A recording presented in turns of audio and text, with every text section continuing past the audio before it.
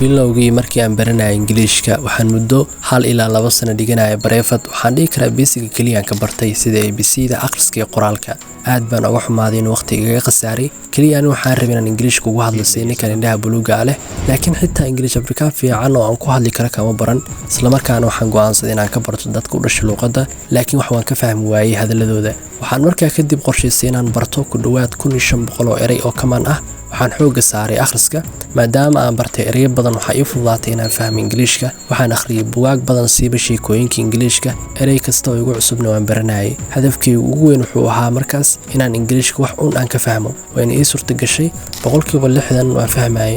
markaa kadib jumlada fahmi karo oo saxan si aan u dhiso waxaan jadwaleysay inaan 3 bilood grammarka xooga ku saaro waxaan markaa isugu keenay erayada iyo grammarka waxaan dhisi karay jumlad saxan laakiin caqabadii haysatay waxay ahayd inaanan ku hadli karin luqadda waxaan isdhahay markaan waa markii aad dhageysan lahayd in badan dadku dhashay luqadda si aad uga barato dibkii haystay wuxuu ahaa inaanan fahmin lahjadooda iyo qaabkay ugu hadlayaan iyo hadallada afsuuqeedyada ay ku hadlaan waxaan markaan doortay inaan marka hore barto slangiska idiomiska iyo phrasal verbska si aan u fahmo 2 bil ayaan gool u samaystay waxaan baranayay oo kaliya hadallada loogu isticmaalka badan yahay 1 bil markaan baranayay ay igu adkaadeen kadibna dib ayaan u dhigtay phraseska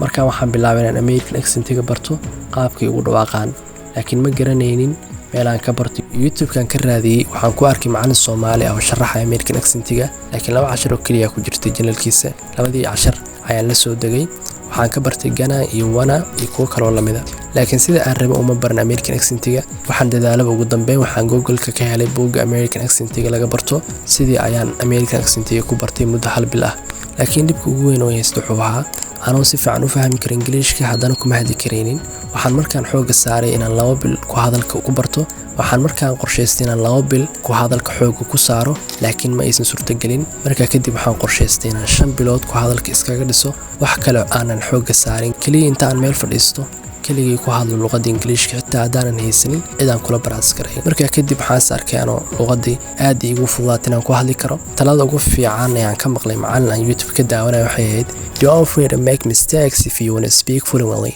oo macnaheedu tahay ka cabsan inaad qaladaad samayso haddii aad rabto luqadda inaad ku fiicnaato qaladaadkan sameynaya dan kama galeenin sidaas ayaan ku bartay way fududahay inaan luqadda heer xoogaa fiican aad kaga gaarto muddo 6 bilood laakiin haddii aad rabto inaad luqadda sida dadka u dhashay oo kale aad u barato waa inaad ku dadaashaa badan inaad dhageysato ayaga xitaa haddii aadan fahmaynin ugu dambeyn haddii aad muuqaalka wax ka faa'iiday subscribe channelka like na saar muuqaalka